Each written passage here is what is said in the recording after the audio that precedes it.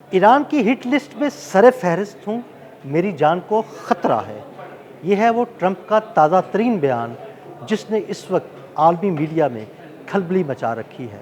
इस बारे में अज़हर अली ख़ान से बात करते हैं। अज़हर भाई, ट्रंप तो कह रहा है जनाब मैं हिट लिस्ट पे हूँ, मेरी जान को ख़तरा है।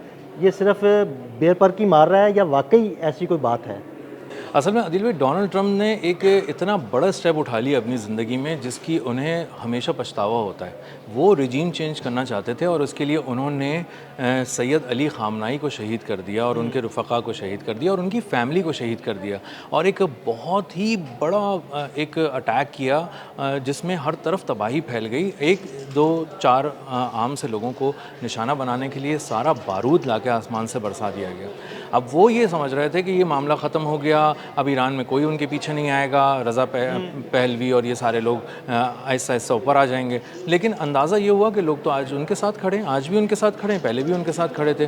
तो रिजीम चेंज की जो ये नाकाम कोशिश है उसने रिजीम को पहले से ज़्यादा मजबूत किया और ये चीज़ अब डोनाल्ड ट्रंप को सोने नहीं देती और उनको हर तरह के ख्यालात आते हैं। डोनाल्ड ट्रंप को ये चीज़ क्यों नहीं सोने देती, मैं आपको बताऊँ। जी बताएं बताएं।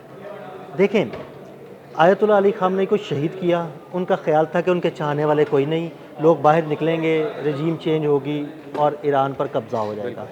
आयतुल्लाह अली ख़ामनेई शहीद हुए और अब उनका जनाज़ा देख लें आप, उनके जनाजे में शरीक लोग देख लें, करोड़ों की तादाद में लोग मौजूद हैं। और उसके बाद लोग मुतालबा क्या कर रहे हैं?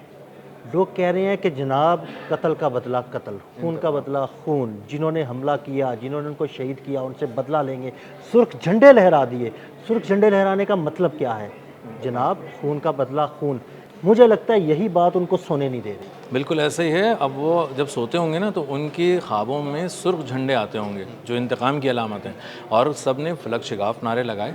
1 करोड़ लोग एक ही नज़रिए पे अगर खड़े हुए हैं किसी सड़क के ऊपर और गर्मी में खड़े हुए हैं और वो अपनी तमाम कुर्बानियाँ देकर वहाँ पहुँचे हैं अलविदा कहने के लिए, तो वो उन्हें मामूली ना समझें, उन्हें कमज़ोर ना समझें, उनके अज़्म हौसले को कमज़ोर ना समझें। अब वो अगर फलक शिगाफ नारे इतनी कड़ी धूप में गर्मी सहने के बाद लगा रहे हैं इंतकाम इंतकाम और ज़िम्मेदारों को नहीं छोड़ेंगे और उन्हें पता है ज़िम्मेदार कौन है, पूरी ईरानी कौम यकसू है कि ज़िम्मेदार कौन है, तो डोनाल्ड ट्रंप का परेशान होना तो बनता है कि और अज़हर भाई, ये करोड़ों लोग सिर्फ ईरान में ही मौजूद नहीं। देखिए, इराक में जब उनका जस्से खाकी लेके जाया गया तो तकरीबन 50 लाख से 70 लाख लोग वहाँ पे भी मौजूद थे। यानी ईरान, इराक, खित्ते के दीगर ममालिक, उनके चाहने वाले मौजूद हैं वहाँ पर। ऐसा ही है और उनके चाहने वाले पूरी दुनिया में मौजूद हैं और जो नहीं शिरकत कर सका, नहीं आ सका, उसकी आंखें नम हैं। जो बीमार है, जो नहीं उठ सकता अपने बेड से, वो जब टीवी पे ये सारे नशरियात देख रहा है तो उसके वो देख चुका अपनी जवानी में कि कौन थे ये सैयद अली ख़ामनाई और उनकी क्या कुर्बानियाँ हैं और उनके लोगों ने किस तरह मुकाबला करके ईरान को यहाँ तक पहुँचाया है। तो उनकी आंखें नम हैं, वो घर में बैठे हैं, ज़ाहिर कमज़ोर हैं, नहीं निकल कर आ सकते इस वक्त, लेकिन ये ज़रूर है कि वो अपना जो वज़न है वो उस पलड़े में डालते हैं, जितने भी नहीफ हों वो उस पलड़े में डालते हैं। अब डोनाल्ड ट्रंप के साथ यकसुई का आलम क्या है?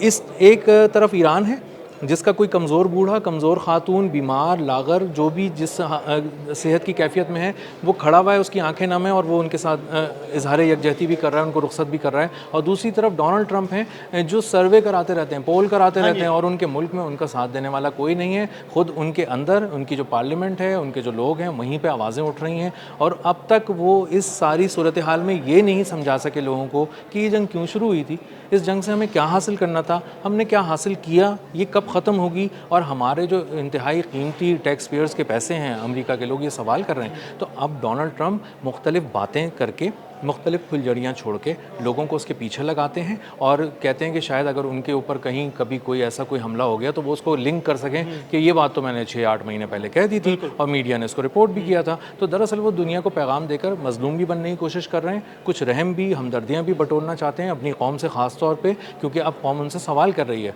लेकिन अज़हर भाई, वाकई क्या इस बात में कोई सच्चाई है? वाकई क्या ईरान की कोई ऐसी हिट लिस्ट मौजूद है जिसमें डोनाल्ड ट्रंप टॉप पे मौजूद है? देखें, ईरान की अगर आप ईरानी पासदानान इनकलाब की बात करेंगे तो वो ये बात कहते हैं कि हमें पता है कातिल कौन है, इंतकाम हम लेंगे। अली लारेजानी इस दुनिया से चले गए, शहीद हो गए, वो भी ये कहते थे तुमने हमारे दिल जलाए हैं, हम तुम्हारे दिल जलाएंगे। तो इस तरह की बात हो रही है।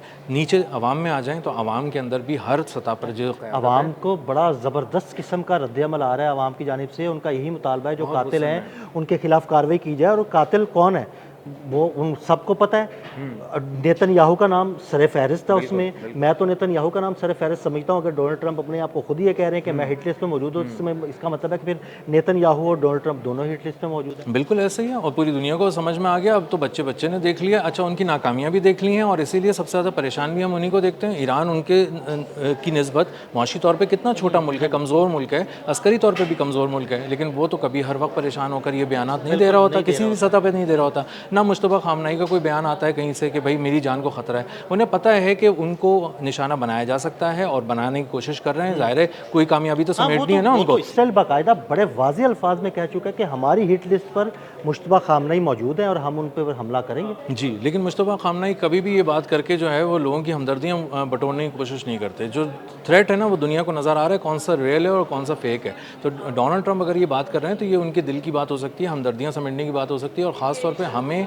एक और पहलू को नहीं भूलना चाहिए, और वो है इलेक्शन से। हाँ जी बिल्कुल, मैं यही पूछने वाला था कि क्या वो हमदर्दियाँ अगले आने वाले मिड टर्म इलेक्शन की वजह से तो नहीं समेट रहे? ये वस मुद्दती इंतखाबात जो होने जा रहे हैं ना, ये डोनाल्ड ट्रंप ने बहुत गलत वक्त पे ये जंग छेड़ दी है, और वो उनको अंदाज़ा था कि ये समेट लेंगे। फिर जब मुज़ाकरात शुरू हुए तो उन्हें लगा कि चलो बस कुछ करके इसको ख़त्म करो, कुछ समेट लो उसको।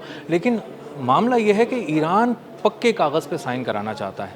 ईरान किसी हवाई चीज़ पे हाँ जी साइन नहीं बिल्कुल, कराना चाहता बातों कि में नहीं रहना चाहता। हाँ, कि 2-4 हफ्तों में दोबारा वो गैर मौसर हो जाए। अब ईरान लिखवा रहा है बिल्कुल वो बातें जो ठीक बातें हैं। डोनाल्ड ट्रंप चाह रहे हैं इसको लपेटो और समेटो और जल्दी से निकल जाओ। तो मिड टर्म इलेक्शंस में जो उनकी मकबूलियत का ग्राफ है वो बहुत तेज़ी से नीचे जा रहा है, और इसी के साथ इसराइल में भी इलेक्शन होने वाले हैं जिसमें नेतन्याहू का ग्राफ नीचे नहीं जा रहा, वो नीचे जाके नीचे जा चुका है और नीचे जाकर तबाह बर्बाद हो चुका, वाकई बर्बाद हो ज़मीन बोस हो गया। जी। नेतन्याहू डूब चुका है, उसके खुद अपने दोस्त बता रहे हैं जो उसको हमेशा उससे अच्छी बातें करते थे और उसको दिखाते थे कि तुम बहुत बड़े लीडर हो और तुम ज्यूज़ को लीड कर रहे हो पूरी दुनिया के, सिर्फ इसराइल के लीडर नहीं हो। अब ये सारी बातें ख़त्म हो चुकी हैं। तो नेतन्याहू और डोनाल्ड ट्रंप डूब रहे हैं। अगर उनकी तरफ से कोई ये बयान आता है कि हमें ख़तरा है, तो इसका मतलब यही है कि उनके इलेक्शन को ख़तरा है, उनके इमेज को ख़तरा है, उनको पकड़े जाने का ख़दशा है, उनको एहतसाब का ख़दशा है, उनको सवाल पूछे जाने का ख़दशा है। और एक एनालिस्ट ऐसा भी है जिसकी बात मुझे अब याद आ रही है, वो उसने कहा था कि ये जो जंग छेड़ दी है ना डोनाल्ड ट्रंप ने, उन्हें अब ईरान को मुकम्मल तबाह करना होगा। इससे कम पे दुनिया राज़ी नहीं होगी। लेकिन ईरान को क्या करना होगा? ईरान को सिर्फ एक छोटा सा पटाखा उनकी कुर्सी के नीचे फोड़ना होगा और उसकी बाज़गश्त पूरे ईरान से ज़्यादा सुनाई देगी। और अब चूँकि पटाखों से कुछ ज़्यादा चीज़ें उन्होंने फोड़ दी हैं और डोनाल्ड ट्रंप की कुर्सी के नीचे फोड़ दी हैं, तो उन्हें रात दिन इंतकाम, मैं मार दिया जाऊंगा, मैं हिट लिस्ट पे मेरा नाम है, मेरी मकबूलियत को धचका लगा है, फेक मीडिया मुझे नीचे लेके जा रहा है, मेरी चीज़ों को सही रिपोर्ट नहीं किया जा रहा, तुम भी झूठे हो, तुम भी झूठे हो, तुम भी हाँ, सब पर झूठे होने का इल्ज़ाम वो लगाते रहते हैं, पूरे मीडिया पर लगाते रहते हैं वो तो। जी, और अपनी मीडिया पे, और वो मीडिया जो उनसे बहुत ही ठीक सवाल करता है। अगर आप सवाल देखें ना तो सवाल वो ही पूछता है आपने क्या कामयाबी हासिल की। बिल्कुल दुरुस्त सवाल है, क्या कामयाबी हासिल की, और ये वो सवाल आपके पास दिखाने को क्या है, आपने क्या हासिल किया। बिल्कुल, तो वो तन बदन में उनके आग लग जाती है और उनको अंदाज़ा होता है कि यार मैंने तो डॉलर्स भी फूंक दिए टैक्स पेयर्स के, और अब मैं जा रहा हूँ इलेक्शन में, तो इलेक्शन में लोग वोट के ज़रिए मेरा फ़ैसला कर देंगे और ये एक खामोश इंतकाम होगा जो लोग लेंगे। तो दरअसल एक सुर्ख झंडा इंतकाम का है और एक वोट है जो इंतकाम का है। ये दो चीज़ें उनको नज़र आती हैं, एक कागज़ नज़र आ रहा है बैलेट पेपर, और एक सुर्ख झंडा जो ईरान में लहराया जा रहा है वो नज़र आ रहा है, और इसने उनकी नींदें उड़ा दी हैं। और दरअसल यही वो चीज़ है जिसने उनको परेशान किया हुआ है, और वो बार बार इस चीज़ को दोहराते रहते हैं और बार बार एक फुलझड़ी छोड़ते रहते हैं ताकि दुनिया जो है वो किसी एक बयान के पीछे लग के 4 दिन गुजार दे और उनको कुछ वक्त मिल जाए कुछ करने। बहुत शुक्रिया अज़हर भाई जी। बिल्कुल, ईरान में लहराए जाने वाले सुर्ख झंडे दरअसल इंतकाम की अलामत है और इसी अलामत ने ट्रंप की नींदें उड़ा रखी हैं। अदील अहमद और अज़हर अली खान को इजाज़त दीजिएगा। अल्लाह हाफ़िज़।